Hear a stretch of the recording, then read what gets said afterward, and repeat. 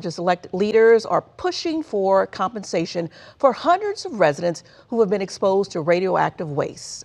The community leaders say some residents have been left without support they need. What was once a symbol of our nation's strength has been a reoccurring nightmare for this community.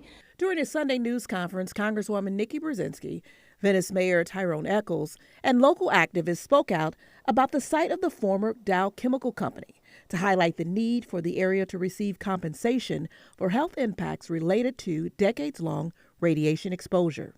This site became a dumping ground for radioactive materials.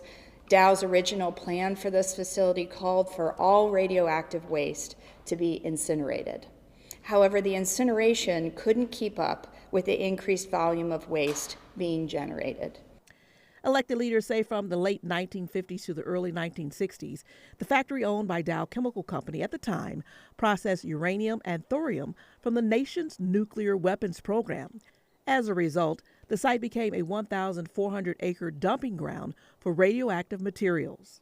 The area has never qualified for assistance through the Radiation Exposure Compensation Act, leaving residents without necessary support for the lasting effects of exposure.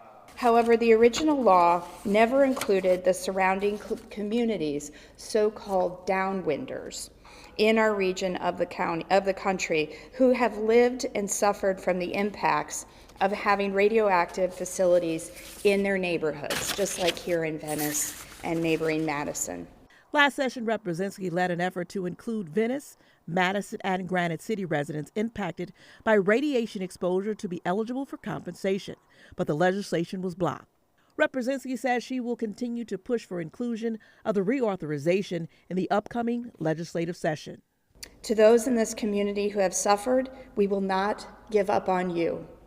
I made that commitment today. I just want to say, restating that to the mayor, to Calvin and Larry, we're going to get this done for these communities because they deserve it.